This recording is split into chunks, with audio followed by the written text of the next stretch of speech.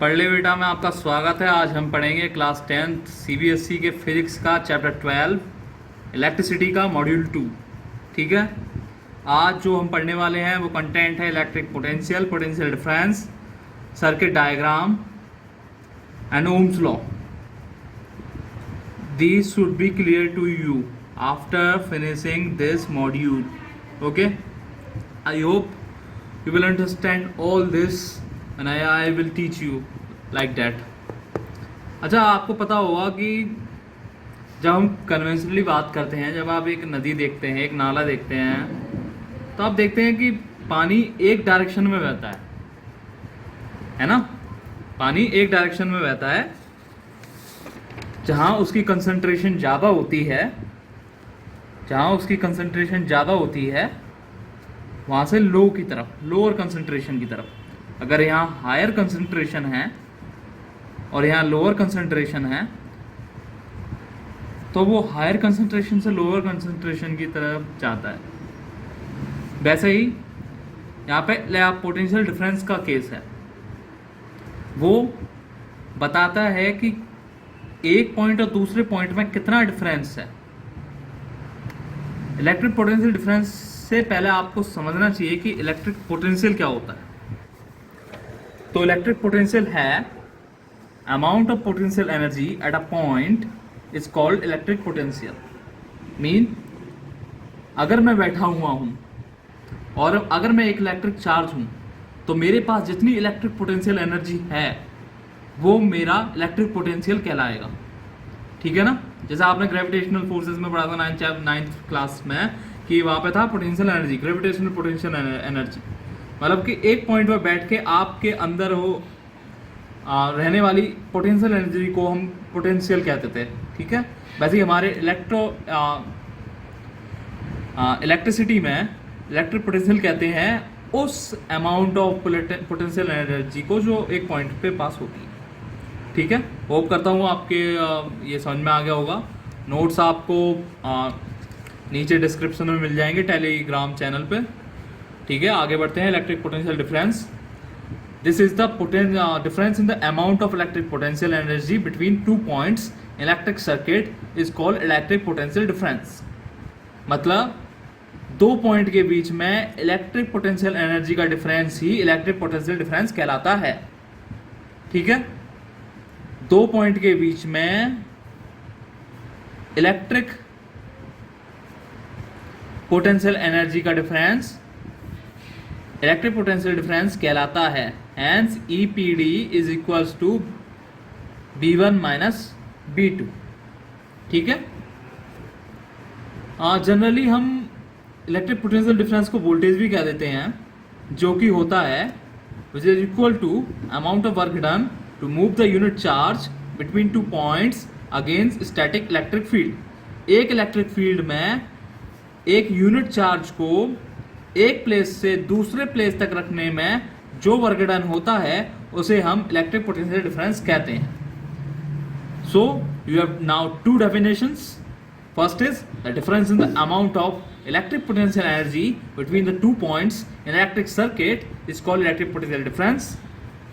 Another one is it is equal to the amount of work done to move the unit charge between two points against static electric field. तो mathematically हम electric potential difference को लिख सकते हैं EPD electric potential difference. Symbolically हम B से इसे represent करते हैं work done divided by charge, that is W divided by Q, where W is work done in carrying unit charge from one point to another and Q is a unit charge. Okay, thank you. तो ऐसा unit है EPD की volt, जो कि एक famous scientist रहे, famous physicist रहे हैं, इटालियन फिजिसिस्ट। वोल्ट के नाम पे रखी गई थी, denoted by B, capital V, है ना। और ऐसे ही हम देख सकते हैं कि हमें पता है कि वर्क की ऐसा यूनिट जूल है और कूलाम ऐसा यूनिट है चार्ज की। तो अगर हमें ये पता है कि वर्क 1 जूल, चार्ज 1 कूलाम, तो हम आसानी से डिफाइन कर सकते हैं, जो कि एग्जाम्स में ही पूछा जा सकता है कि 1 वोल्ट क्या होता है। तो हम डिफाइन कर सकते हैं 1 volt is defined as the potential difference created when 1 joule of work is done to move a particle from one place to another of charge 1 coulomb और of charge unit coulomb. Okay, तो 1 volt is defined as a potential difference created when 1 joule of work is done to move a particle from one place to another of charge 1 coulomb. Okay, hope ना आई हो। तो हम represent कर सकते हैं कि 1v is equal to 1 joule 1j divided by 1c, that is 1j c inverse, that is called c inverse. What is this? C inverse, c raised to the power minus 1, called C inverse, 1j C inverse. 1 volt equal to 1j C inverse. आज कुछ devices होती हैं जो हम circuit में देखते हैं कि किसी पे वोल्ट लिखा, V लिखा, V लिखा होता है, किसी पे G लिखा होता है, किसी पे A लिखा होता है। तो हमें पता होना चाहिए कि वो है क्या। तो आप सुनते होंगे कि एक होती है डिवाइस वोल्ट मीटर, ध्यान दे लो, एक डिवाइस होती है वोल्ट मीटर।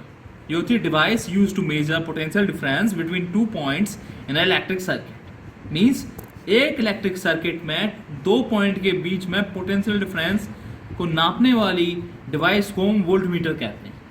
ऐसे ही दूसरी डिवाइस है galvanometer. What is this? Galvanometer, device use to detect electric current in a circuit. Means ये इलेक्ट्रिक करंट को दिखाती है, डिटेक्ट करती है एक सर्किट में।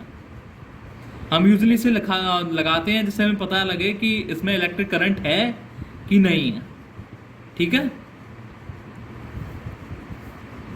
और तीसरी डिवाइस है अमीटर, जो आप पिछले लेक्चर में सुन भी चुके होंगे कि ये डिवाइस है यूज की जाती है इलेक्ट्रिक सर्किट में करंट को मेजर करने के लिए। And this is device used to measure current in a electric circuit. Usually it is denoted by A. Okay, तो अब हम कुछ न्यूमेरिकल्स करेंगे जो आपके NCERTs में दे रखे हैं, आप देख सकते हैं। कुछ सॉल्व हैं, कुछ अनसॉल्व हैं। तो पहला सॉल्व वाला करके देखते हैं कि क्वेश्चन है how much work is done in moving a charge of 2 coulomb across 2 points having potential difference of 2 volt. हमें यहाँ दिया गया है we have given charge Q equal to 2 coulomb, electric potential difference equal to 2 volt. और हम अभी थोड़ी देर पहले फॉर्मूला पढ़ के चुके हैं कि potential difference is equal to work done upon charge. We have work done of 2 joule, sorry, we have electric potential difference of 2 volt and we have also charge of 2 coulomb. Hence we can use this formula. We are putting this here, EPD is equals to work done over charge. Hence we can deduct it from work done is equal to EPD, that is electric potential difference into charge. Here we have EPD equal to 2 volt and charge equal to 2 coulomb. So it is work done equal to 4 CV, that we can obviously we can write 4 joule. Hence 4 joule is the work done in moving a charge of 2 coulomb across 2 points having a potential difference of 2 volt. Hope करता हूँ आपको समझ में आया होगा, एक simple mathematics है जो आप कर सकते हैं। दूसरा क्वेश्चन है how much energy is given to each coulomb of charge passing through a 6 volt battery. एक बैटरी है 6 वोल्ट की, और उसमें कहा गया है कि अगर चार्ज 1 कूलम है तो वो कितनी एनर्जी लेके चल रहा है। तो हम जानते हैं कि energy consumed in doing work, so we can easily write energy equal to work done, है ना। तो हम आराम से लिख सकते हैं फिर इसी फॉर्मूले को यूज करके energy equal to charge into EPD, है ना। ये फॉर्मूला था ना, EPD is equal to work done upon charge. अब वर्क डन की जगह हम एनर्जी रख देते हैं यहाँ पे, तो हमारे पास आ गया energy equal to charge into EPD. हमारे पास चार्ज कितना है, ईच कूलम मतलब 1 कूलम, ठीक है। और पोटेंशियल डिफरेंस कितना है 6 वोल्ट, ठीक है।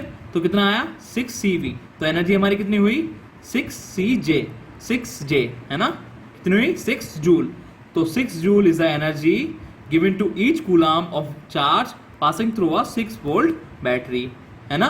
होप करता हूँ आपको ये समझ में आया होगा। अगर कुछ समझ में ना आया हो आप नीचे कमेंट सेक्शन में बता सकते हैं, ठीक है। ये इलेक्ट्रिसिटी के मॉड्यूल 2 का पार्ट 2 है, जो कि अभी रह गया था किसी टेक्निकल प्रॉब्लम्स की वजह से, ये ओम्स लॉ। तो उससे पहले हम एक एक्टिविटी कर लें। एक्टिविटी ऐसी कि आपके पास एक इलेक्ट्रिक सर्किट दे रखा है, उसमें आपने अमीटर लगा रखा है, आपने एक लोड रख रखा है, बैटरी से कनेक्ट कर रखा है,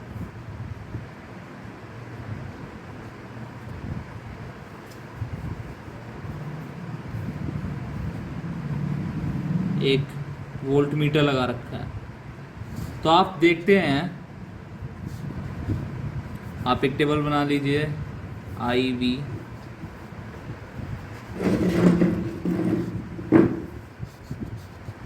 ये एक वेरिएबल बैटरी है।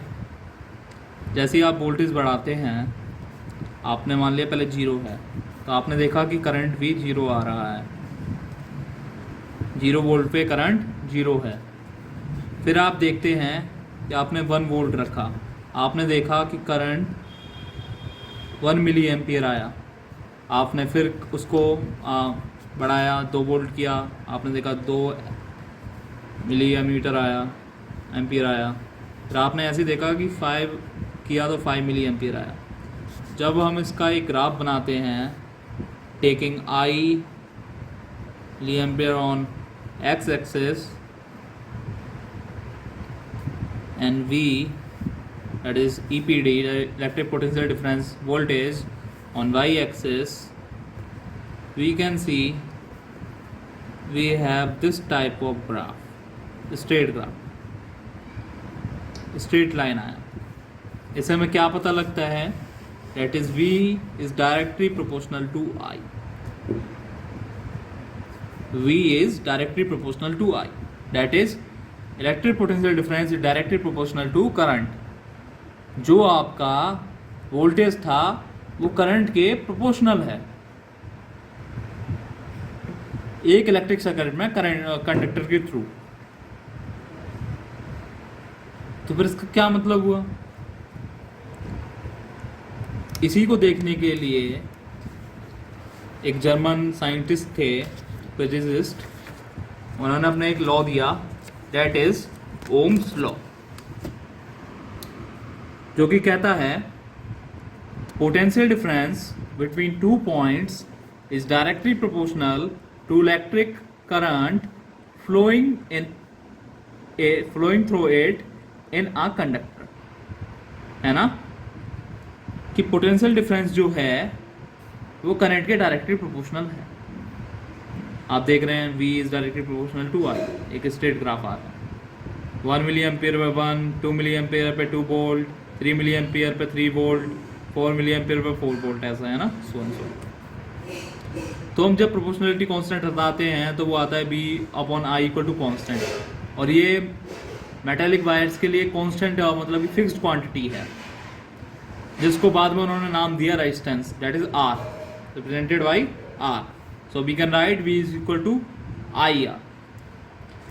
जो ये प्रोपोर्शनलिटी कांस्टेंट है वो हर मेटालिक वायर के लिए एक गिवन टेम्परेचर पे फिक्स्ड है।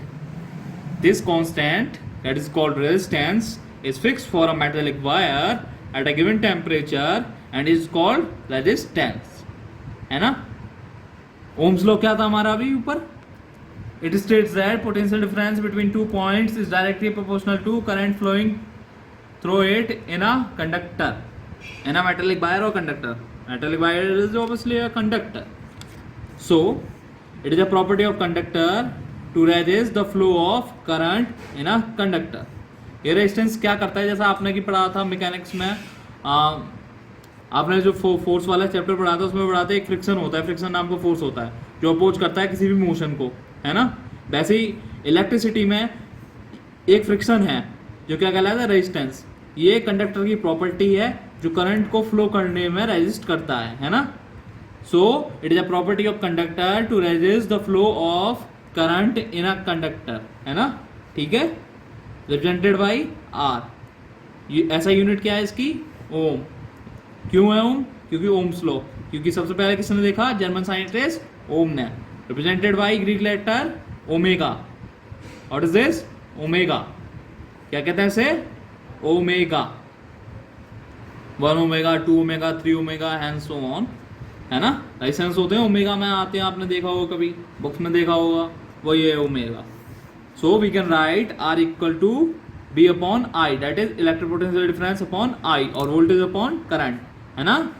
हेंस वी कैन डिफाइन, अगर वोल्ट 1 वोल्ट है, आई 1 एम्पियर है, तो हम डिफाइन कर सकते हैं 1 ओम को, जो कि डेफिनेशन आती है, ये define the 1 ohm, which is 1 ohm is the resistance in circuit when current of 1 ampere is flowing through a potential difference of 1 volt। 1 ohm वो रेजिस्टेंस है जो कि एक सर्किट में अगर एक वोल्ट का पोटेंशियल डिफरेंस लगा है और 1 एम्पियर करंट उसके थ्रू फ्लो हो रहा है, तो 1 ओम इज 1 वोल्ट अपॉन 1 एम्पियर, है ना। होप करता हूँ आपको समझ में आया हो। अब कुछ दो डिवाइस हैं, आप उनके बारे में पढ़ लीजिए। एक डिवाइस कहलाती है रेजिस्टेट। एक है variable resistance device which is used in electric circuits to change the current in a circuit without changing potential difference. मतलब आप इसको सर्किट में लगाएंगे तो आप इलेक्ट्रिक करंट को चेंज कर सकते हैं विदाउट चेंजिंग पोटेंशियल डिफरेंस, है ना। दूसरी जो डिवाइसेस होती हैं उन्हें कहते हैं हम रजिस्टर्स। जो कंडक्टर्स होते हैं एक फिक्स्ड रेजिस्टेंस के, जनाब रेजिस्टेंस कहते हैं, कुछ ऐसे होते हैं, 4 कोड्स होते हैं इनके, कलर कोड्स, उसके बारे में हम आगे पढ़ेंगे। होप करता हूँ आपको अच्छा लगा हो। Please like and subscribe the channel.